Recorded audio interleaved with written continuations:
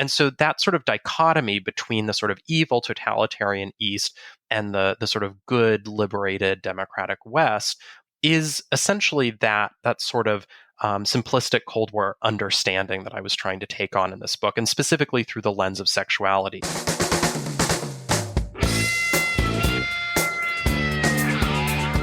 It's the Germany Experience, the podcast about life in Germany as seen through the eyes of outsiders. I'm your host, Sean. Visit the website, thegermanyexperience.de, or email me, info@thegermanyexperience.de. Now, every now and then, I like to delve into German history, and it's something I want to do more of in the future on the podcast. This week, we're going to look at Cold War Germany from the perspective of gay rights, and specifically, we're going to talk about a book called States of Liberation, Gay Men Between Dictatorship and Democracy in Cold War Germany. You can find links to the book in the show notes. And here is the description of the book on Amazon, I think this was. Tracing the experiences of gay men in East and West Germany, States of Liberation argues that simplistic Cold War era understandings of an oppressive communist East and a liberal capitalist West failed to account for the idiosyncratic ways that anti-gay animus and gay liberation efforts evolved in each country. The book was written by Samuel Clowes Huneke. I hope I'm saying that name right. And he joins me to discuss the book. In our chat, we discuss the similarities and the differences between East and West Germany in terms of gay rights. We talk about some of the interesting characters that Samuel discovered during his research. We talk about gay activism during that time. And we consider the current situation in Germany, a country that's considered leading the way in terms of gay rights in the world. It's a fascinating discussion that also shines a light on the historical context of the times. Here's Samuel discussing his book, States of Liberation.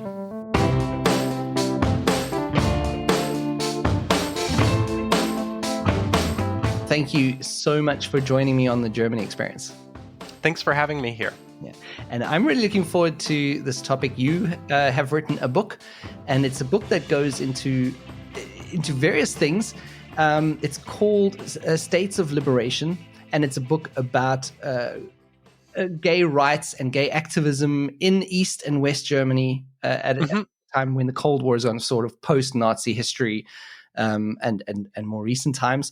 So it's I'm very excited to get into that discussion about the book. But before we do, tell me your background, where you are and how you've come to this point of writing this book. Yeah, so I am an assistant professor of history at George Mason University, which is in Northern Virginia. I live in Washington, D.C., and I've been in that job for a few years now. I got my PhD in modern European history, focusing on modern German history in 2019 at Stanford University, and I studied there for 6 years. That's when I wrote my dissertation, which is essentially what this book came out of. And before that, I've had a really long sort of interest in Germany that dates back to when I was a kid. I lived in Bonn, which was then the capital of Germany, with my parents when I was 9 years old. And sort of from that moment became increasingly interested in German culture, German language, and obviously German history. So it's sort of a long-standing, obsession of mine. And obviously publishing this book was a wonderful sort of culmination of that interest. And I'll be honest with you, I usually, when I interview guests who have written books, I like to have read them before I speak to you. But I'll be honest with you, I haven't actually gotten around to reading it. I've read the first few chapters, and then I had to skim through it because, as it turned out, we were supposed to meet. I think it was about a week or two ago. Mm-hmm. And I ended up getting COVID, and I had my whole family in COVID, and we had to cancel that. And because of that, I've also not had the chance to read your book. It's something that I will do. But I think the idea of this book is quite interesting, and some of the things that I have read surprised me a bit. But before we get into those kinds of details, and I'll also say we're going to get back to you at the end because I'm quite interested in your interest in Germany, and we'll dig a bit into that. But before we do, could you give a brief overview of what this book is? Yeah, of course. So, as you said, it's a history of gay men, of gay persecution, gay activism, gay rights in both East and West Germany during the Cold War. So the period from 1945 at the end of World War II until pretty much the fall of the Berlin Wall in 1989. And it sort of, there's an epilogue where I sort of think about post reunification and what happens in Germany after the two halves merge. It sort of came out of this big question that I had starting around 2015 that sort of came out of a paradox or a conundrum, which was that the Nazi period in Nazi Germany, Hitler's government is incredibly homophobic. It's incredibly hostile to queer people. You have about 50,000 gay men convicted under anti-gay laws in the Nazi period, around 10 to 15,000 who are sent to concentration camps where they wear the infamous pink triangle, which has in later decades become a symbol of gay liberation. And historians think that about 6,000 of those die in the concentration camps. So it's one of the most sort of horrifically homophobic regimes in modern history. And yet Germany today is lauded as a leader when it comes to queer rights. Mm-hmm. And so that seemed like a sort of, at the very least, an interesting development, if not a sort of paradox, that you have one of the most homophobic countries becoming one of the sort of least homophobic countries today And in a span of it's not that much time between that, right? Right, exactly. It's just a few decades. Yeah. And so I was really curious about what had happened in those decades. How did this evolution occur? And so that research, which I know we'll be talking about, took me to 10 different archives in the US and in Germany. I spoke with over 20 individuals who had lived through this period. I conducted interviews with them. And I think as we'll be talking about, I found some really surprising things, some really surprising developments in both East Germany and in West Germany that sort of both were interesting to compare and contrast in the book, but then also, I think, tell an interesting story about how gay rights developed in Germany after World War II.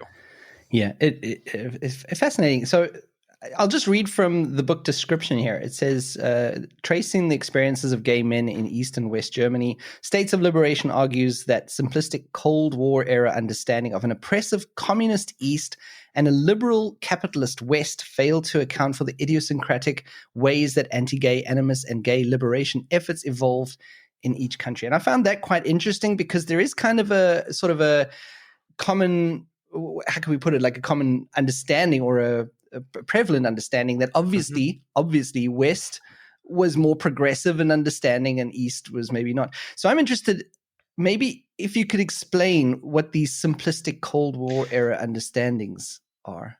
Yeah, of course. I mean, I think you sort of summarized it right there, right? We have this idea that comes from the Cold War of the sort of good West and the evil totalitarian East. And, you know, these conceptions took root in the decades after World War II as the sort of Western liberal democracies were confronted with the sort of rise of communism in Eastern Europe and other parts of the world. And essentially, you know, a lot of this is sort of summed up, I think, in the idea of totalitarianism, which is an idea that I think has sort of in some ways re-entered the cultural idiom in recent years. And it's a term that I have a lot of problems with because it sort of presupposes a form of dictatorship in which the state is sort of worming its way into every crevice of private life, personal life, even thought. It assumes this sort of level of state control that honestly has never actually existed in any regime. And certainly when we're talking about the regimes of Eastern Europe during the Cold War, I don't think even really captures their goals or their aims. And so that sort of dichotomy between the sort of evil totalitarian East and the sort of good, liberated, democratic West is essentially that sort of simplistic Cold War understanding that I was trying to take on in this book, and specifically through the lens of sexuality. And as you alluded to, if you were to apply that dichotomy or that understanding to the question of gay persecution or gay liberation, you would assume that things were better for queer people in the West than they were in the East. You'd assume that the West was more liberated, that it didn't persecute queer people to the same extent as the East did. And in fact, what I found was that is not the case, which isn't to say that the East was better either, right? I mean, the East obviously had its own problems, but rather to say that it's a much more complex story and that both the East and the West have problems. They both have strengths and benefits of the different sort of economic and social and political systems. And so telling essentially a more complex and nuanced story was one of the big goals of this book. Yeah, I think that's one of the things for me was a big eye opener. Like with these kinds of things, like you said, you were saying the assumptions are there. It's kind of lazy history for me, and I'm talking about Mhm. myself here. It's I kind of lazily just assumed and went with the narrative the rough narrative. But of course, these things are never so black and white and Right. cut and dry. And I think when I started the research, I also had that same assumption. I was sort of going in just assuming, oh, things will probably be better in the West, and Yeah, it'll be this terrible story of persecution in the East. And that was even though I knew about this sort of scholarship over the last few decades that had sought to revise these Cold War understandings. I mean, it's still something that I think is so ingrained in yeah. how we think about these issues that until we're actually presented with concrete evidence, it's very hard to sort of disabuse ourselves of that way of thinking. Yeah. So I'm interested, like, what are some examples of this that because, like I said, it would be surprising to some that there was this difference and that East Germany was in some ways more progressive. What do you have some concrete examples that you can give us Mhm. of this? Yeah, so I think there are maybe sort of two chunks of examples or two sort of buckets of examples. In the 1950s and 1960s, so the first Cold War decades, male homosexuality was still illegal in both East Germany and in West Germany. And in West Germany, really surprisingly, I mean, this is a country that was established in 1949, 4 years after the end of World War II, and its first chancellor, Konrad Adenauer, made real pains to sort of sweep the Nazi past under the rug, to forget about it, to forge really strong connections with the Western allies, and to sort of integrate West Germany into sort of Western Europe. And in spite of that, this is a country that decided to keep the Nazi era laws criminalizing male homosexuality. And these were Okay. incredibly draconian laws that were introduced in 1935, in the 2 years into Hitler's rule. And they are one of the main reasons that so many gay men were convicted in the Nazi period. And so West Germany decides to keep that law on the books. Yeah. And as a result of that, you have over 50,000 convictions over the span of 20 years between Wow, 1949 and 1969. Right. I mean, that's a insane. huge. It is. It's a huge number. And this is just one particular law. This isn't counting all the other ways that queer people were Yeah. harassed, that discriminated against, so on and so forth. And so that's what's going on in the sort of liberal democratic country. And so you would again just sort of lazily assume maybe it would be worse in East Germany. And in fact, it wasn't. In fact, in East Germany, they reverted to the previous law, the law that had existed before 1935. And this resulted in far fewer prosecutions Okay. of gay men in East Germany. And so, just looking at sort of the legal treatment or the legal sort of persecution of this group, in a lot of ways, East Germany was much more lenient in the 50s and 60s. So that's sort of one example. Another example is sort of later in the 1970s and 1980s, you have gay liberation movements or gay rights movements that arise in both East and West Germany. And they arise first in West Germany, and they're really fostered by this sort of commercial subculture for gay men and lesbians that springs up in major cities, as well as sort of the student activist movements Hmm. of the late 1960s and early 1970s. But they ultimately are not that successful by the end of the 70s and the early 80s in pushing their policies at the sort of national political level. This is one of their major goals, is to enact, policy change at the federal level. And they ultimately aren't really able to do that. They're incredibly successful in other ways, especially sort of social and cultural ways. And they are also a major part of the creation of the Green Party, which is of course now in the German government. Right. So not to say that they didn't have any effect, but by the metric of did they pass any policy changes, they are not that successful. Okay. And in East Germany, you have a movement that is inspired in large part by what's going on in the West, and they are incredibly savvy. They're working in a communist dictatorship that has the largest secret police force per capita in modern history, the Stasi. And they're very savvy about figuring out ways to organize that will not necessarily evade the Stasi's attention, but not lead to sort of outright repression from the government. Right. And so the Stasi is aware of these groups organizing. They're largely organizing under the umbrella of the Protestant Church, which was a sort of nominally independent organization, even under a communist dictatorship. And they sort of spread throughout the country. By the early 1980s, there are many different groups around the country, and the Stasi is really worried about this. They see them as oppositional groups. They worry Okay. about the sort of ability of the regime to stay in power. And so eventually, what the Stasi recommends is that to negate the sort of oppositional nature of these groups, they will essentially give in to their policy demands. They will actually pass pro gay, pro lesbian policies so that these groups will no longer have a reason to exist. Wow. And so in the mid to late 1980s in East Germany, you just have a massive slew of pro gay policy that comes out of the national government. Some examples of this: you have a new policy that allows queer people to serve openly in the military. This is, something that doesn't happen in other countries until the 1990s, Yeah. 2000s, 2010s even. Yeah. You have equalization of the age of consent. So in East Germany at the time, as well as in West Germany, there was a higher age of consent for queer people than for straight people. And you also have a huge amount more publication about sort of homosexual issues. And so you just have this incredible ferment in East Germany, which again you wouldn't expect in a repressive communist dictatorship. Yeah. Absolutely. You summed it up nicely in the introduction. You said States of Liberation reveals how East German activists successfully pressured the dictatorship to make sweeping pro-gay policy reforms in the 80s. In this respect, the country far outpaced not only the West Germany, but also most other socialist and capitalist countries in Europe. And that's incredible. That's not something I would have been aware of. No, and it's not something I was aware of when I started this research.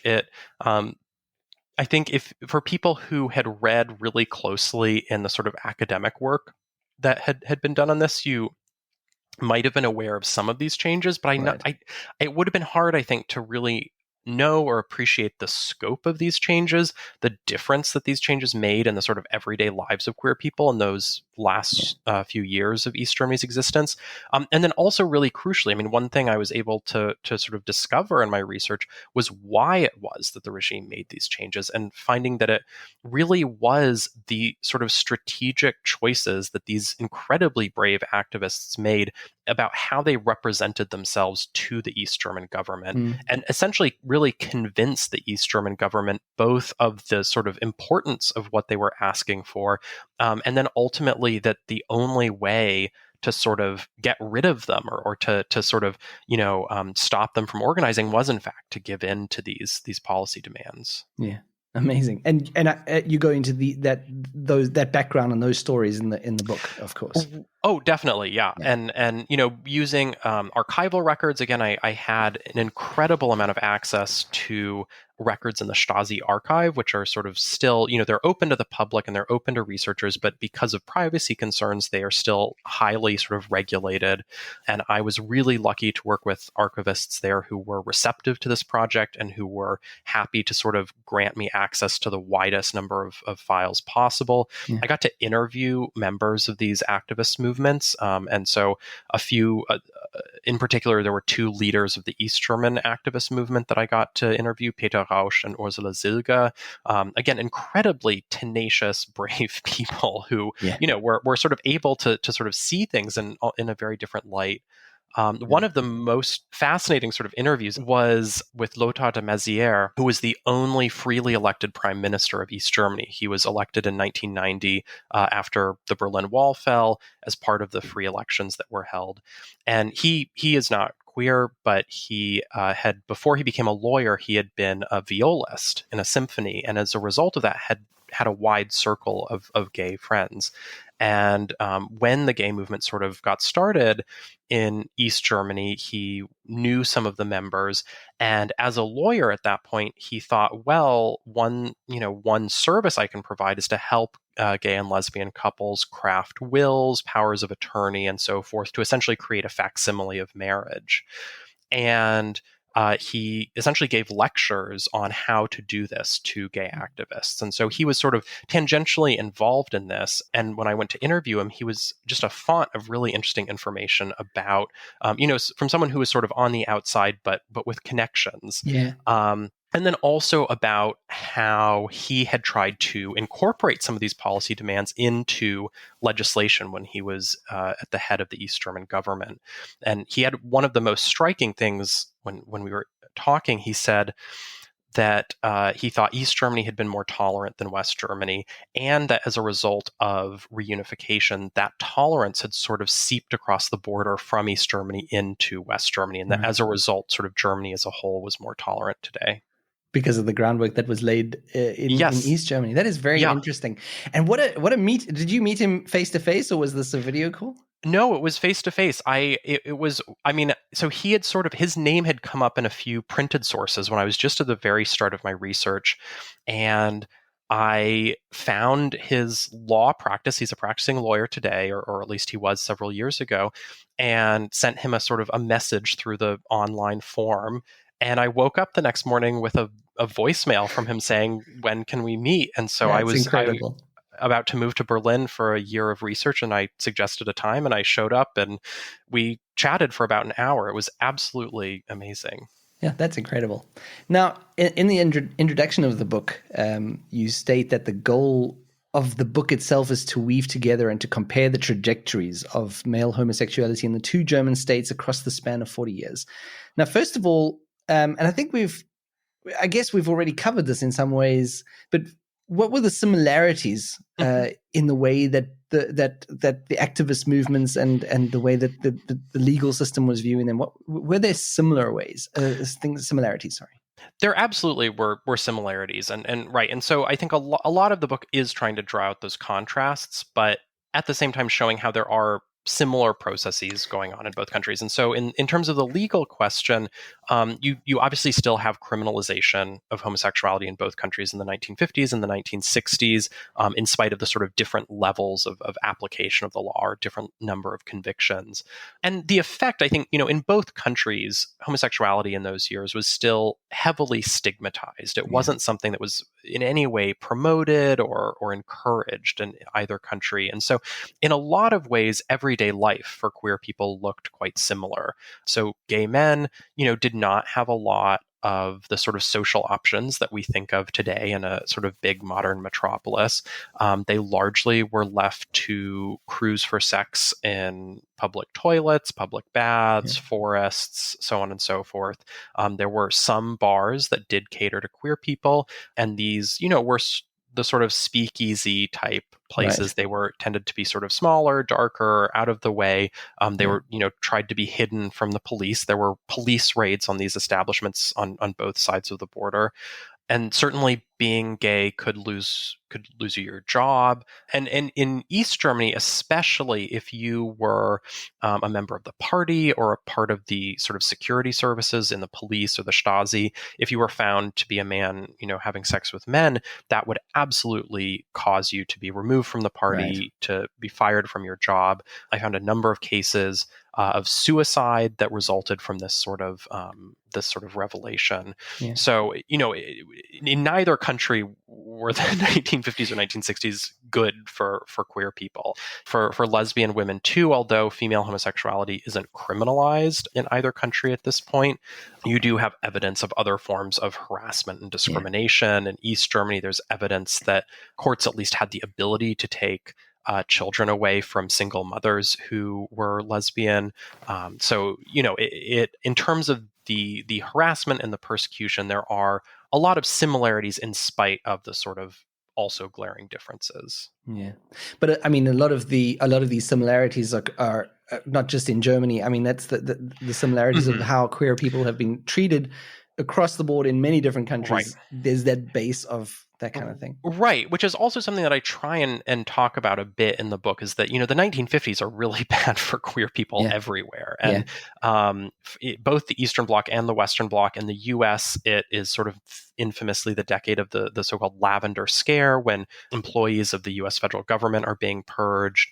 This right. is associated with the sort of more famous Red Scare of Joseph McCarthy. And so you absolutely have a sort of wave of anti-gay animus and anti-gay policy making that is sort of sweeping across Yeah. the US and Europe at this time. So the book, and just to get the book description on Mhm. Amazon, it mentions that the book follows a captivating cast of characters, from gay spies and Nazi scientists to queer politicians and secret police bureaucrats. So that is a very good write-up, because that has my click right there. I'm like, I'm in. You've got me at secret police bureaucrats. But maybe you could give me one or two examples of these characters that you mentioned, and just Yeah. briefly talk about their stories. Yeah, absolutely. So I think, one famous figure in this history is a man named Hans Giese. He was a psychologist. He was someone who got his doctorate in the Nazi period, actually, and studied under,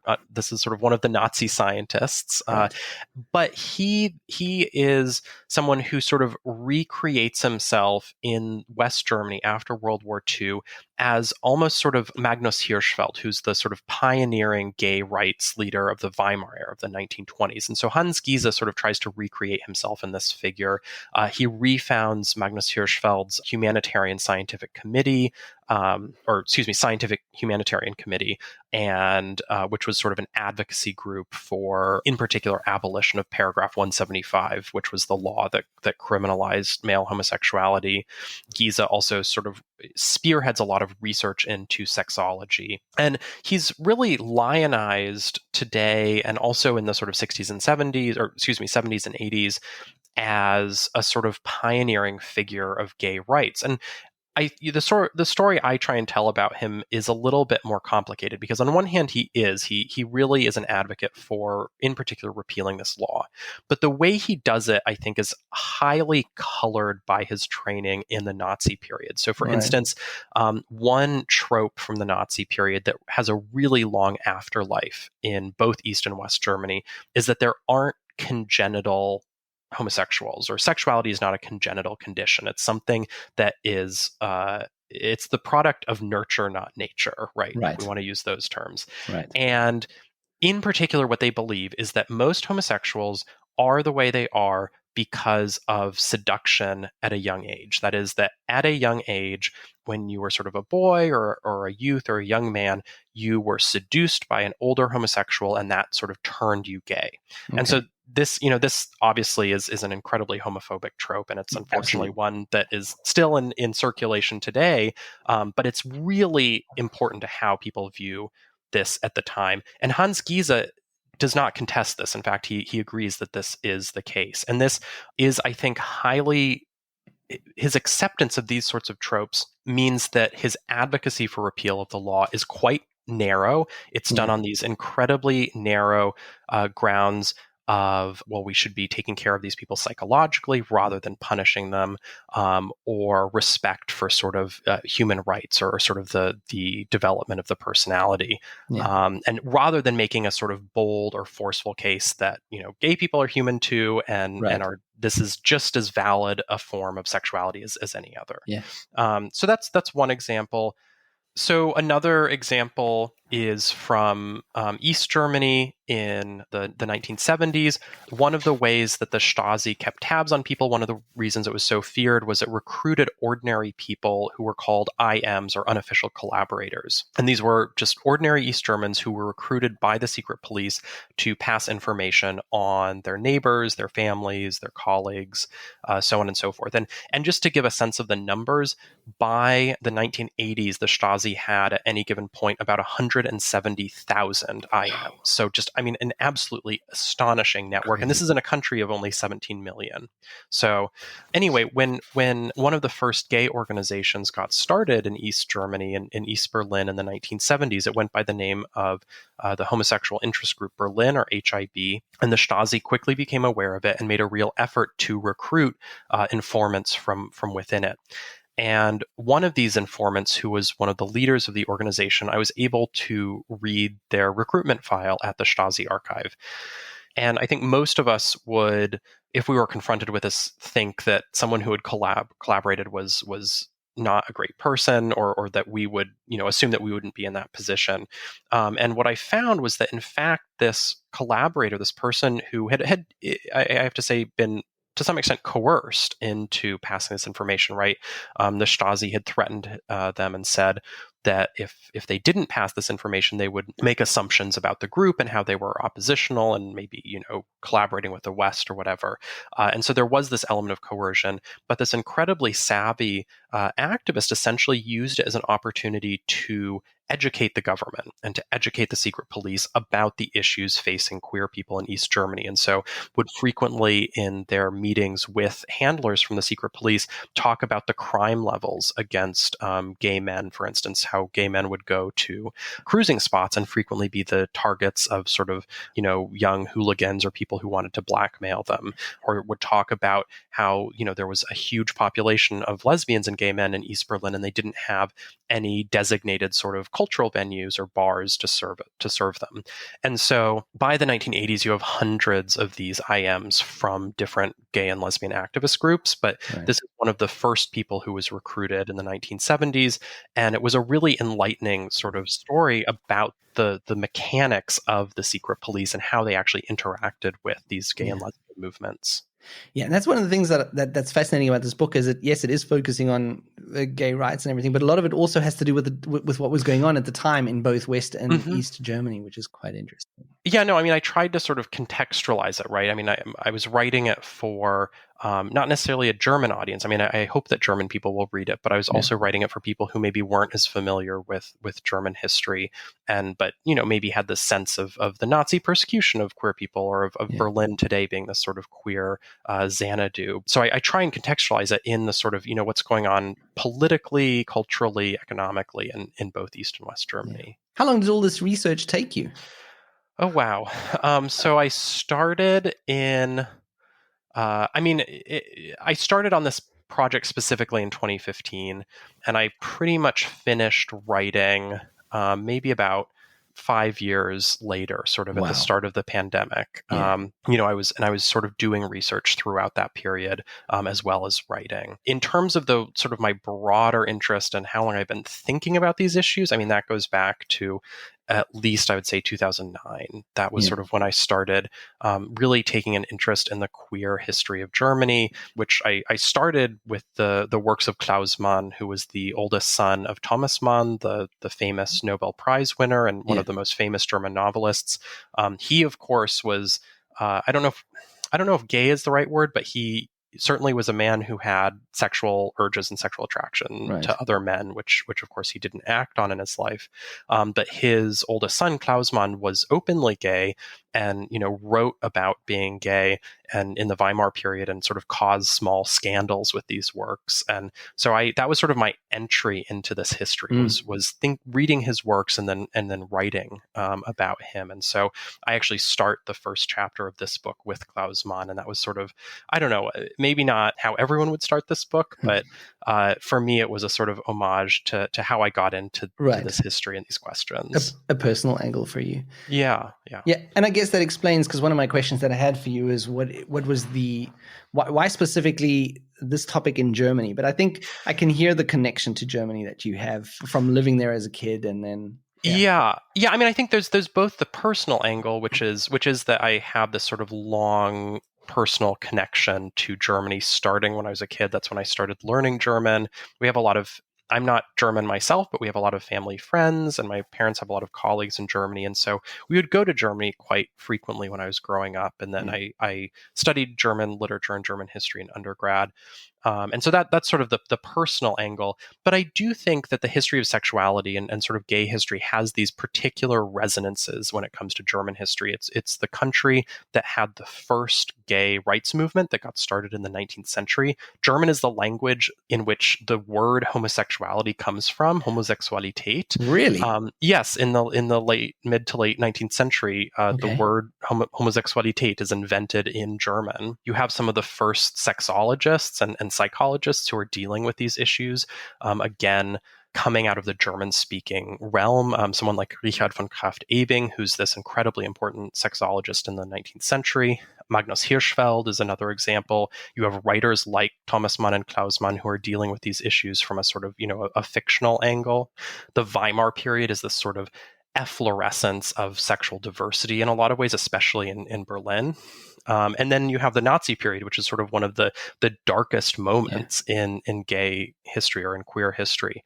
And so I think there is this sort of particular confluence or sort of happenstance when it comes to the history of sexuality in Germany. And so I, again, was really curious about what sort of happened after that.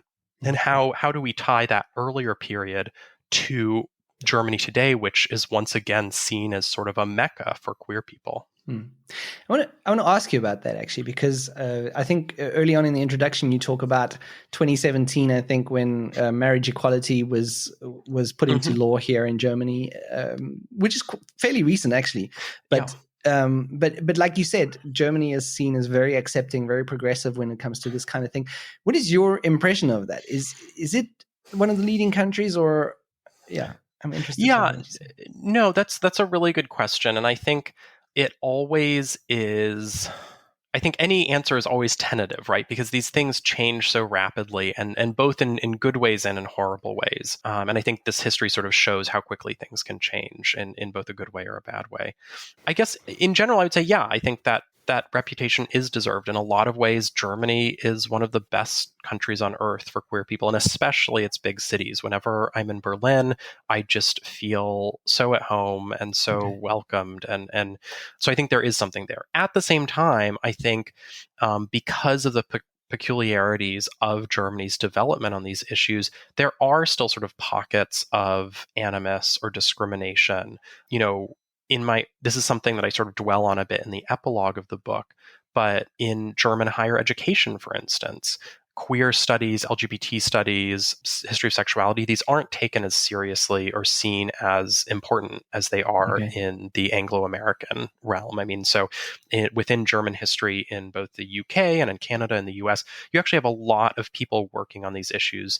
In Germany, that's not so much the case, or you do have people working on it, but they tend to be grad students, and then they Mm. don't get permanent positions because these aren't taken seriously in the same way. Okay. Similarly, when it comes to queer healthcare, you don't necessarily have the same level of support in Germany that you do, at least in the US. And I'm not an expert when it comes to sort of public health, but so that is very much sort of my own impression Okay. of these issues. So I think, there are still these ambivalences, as there are or would be anywhere. Right. Yeah. Right. And my last question for you is just more from a personal Mhm. standpoint. How is the researching, and I think we touched on this as well, how has researching this book changed your views or understandings, or just you as a person?